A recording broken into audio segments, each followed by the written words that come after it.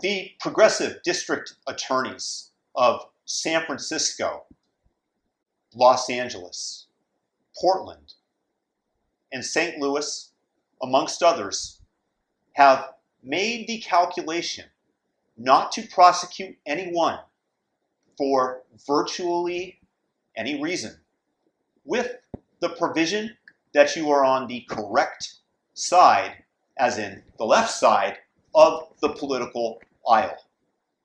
That goes for people who assault the police, mass trespassings, blatant and open shoplifting, or those who protest in favor of Black lives via the process of burning down Black-owned businesses. Today, we found Corboy Bala, who invested his life savings into opening this sports bar, cleaning up. While our camera was there, looters came back to try to steal his safe. Right, trying to steal the safe! I don't know what we're gonna do. We're gonna work so hard to get here. So hard. But to be fair, they will go after you if you dare to try to protect yourself and your home. And they're able to do this once again because they are the moral side, aka the left-hand side of the aisle. Interesting fact, the word sinister stems from the original Latin word sinistrum, which means left. That's a totally random fact that I just gave you there. Lest you believe that I'm exaggerating, San Francisco District Attorney Chesa Boudin wouldn't bring charges against criminals that threw an elderly woman to the ground while they were attempting to carjack her. That is despite 2 eyewitnesses and video surveillance tapes that were given to the district attorney's office. Why didn't he pursue charges? Because he lacked DNA evidence.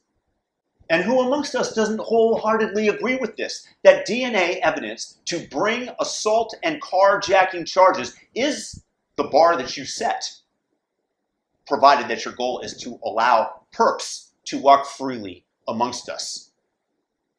Let's be fair about this. Had the DNA evidence been available, the district attorney likely would have been able to state that birth certificates of the alleged criminals was not found at the scene of the crime.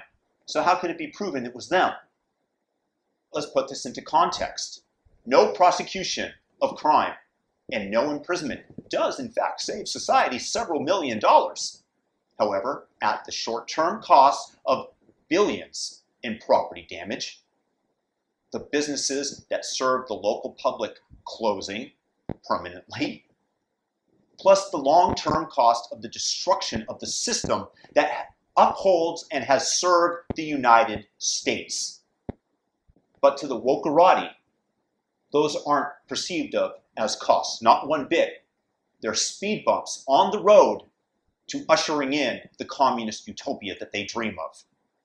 But with all the immediate cost savings that they have generated for society via their judicious use of prosecutorial funds, can you blame George Gascon at all for splurging just a weensy little bit and eating up some of those savings to have disgraced movie mogul Harvey Weinstein extradited back to LA at the cost of millions of dollars to prosecute him, despite him already being incarcerated in New York, where he is serving what is essentially a life sentence given his health and time he is set to serve.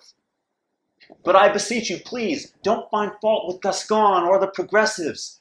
Remember, it's their money, theirs, it's not yours. If they want to spend the millions that you unwillingly fund them with on literally feeding a dead horse, well, that's their right.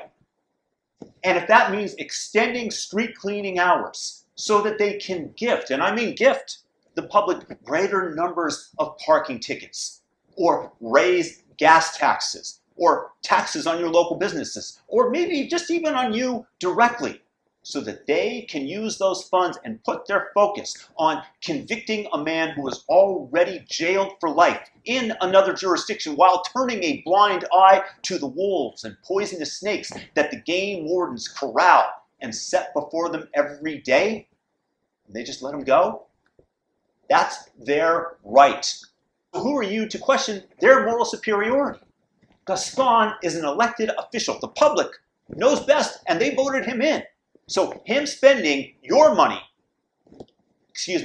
his money to virtue signal his tough on crime stance against already convicted movie producers, well, that supersedes your right to keep your hard-earned money.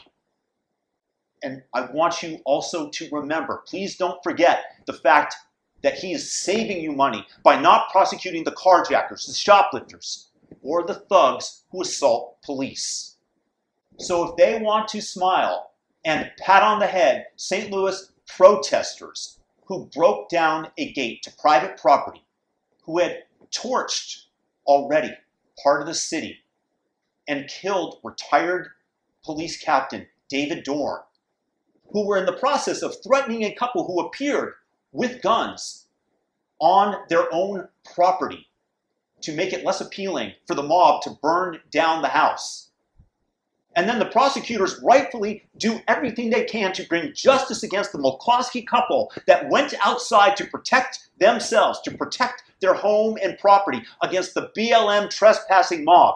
And that, of course, includes law enforcement reassembling what was a non-functional gun that the woman was waving around because it was used previously in a trial and was merely a prop and designed not to work. They reassembled it so that they could work, so that they could overcome this prosecutorial hurdle that was in their way, so that they could get the McCloskeys in court and give them what they deserve.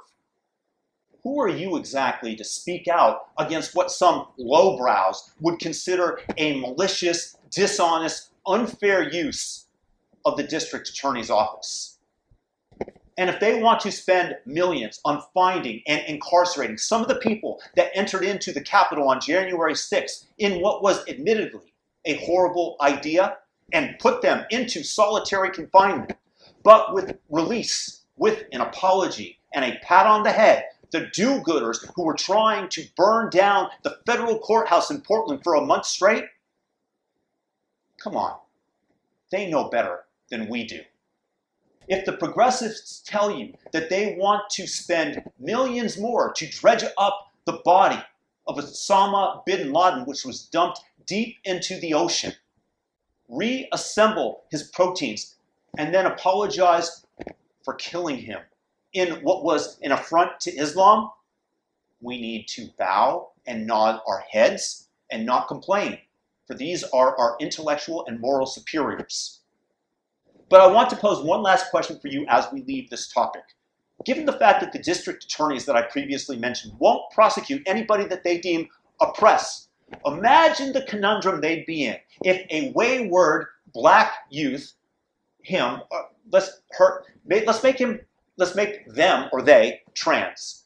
Let's say they went out, found the district attorney on his way home from work, beat him to a pulp, and sent him to the hospital. Imagine the conundrum that he'd be in, seriously injured.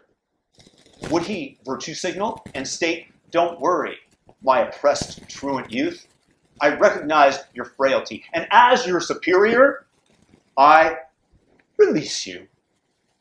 Or would he prosecute him 25% as hard as they are already convicted and in jail for life Harvey Weinstein and beat that dead horse again with your money? And let me say this, I'm not advocating for such violent action, but if they were to let the wayward trans youth go the first time, as I think they might, at that point, I certainly would hope for round 2 of the same event. Wouldn't you? Please share this video if you enjoyed it, and thumb it up, please. And if you're new, subscribe and hit the notification bell, all notifications. Have a fantastic day.